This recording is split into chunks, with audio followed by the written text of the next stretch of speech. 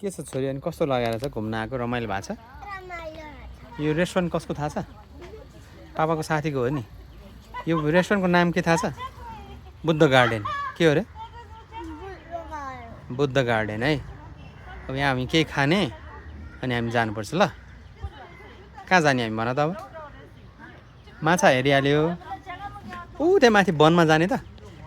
ऊ त्यहाँ हेर त ऊ त्यहाँ माथि डिलमा ऊ त्यो डिलमा क्या यहाँ डिलमा जाने हुन्छ अनि रमाइलो हुन्छ त रमाइलो हुन्छ भने मात्र जाने नत्र नजाने ओके यो चाहिँ बुद्ध गार्डन ऊ त्यहाँनिर बुद्धको स्ट्याचु पनि थियो छोरीले हेर्दै हेरेन थाहा छ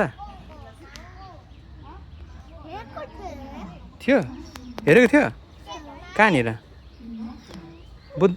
बुद्धको स्ट्याचु उहाँ तलको होइन ऊ त्यहाँ अगाडिपट्टि पनि थियो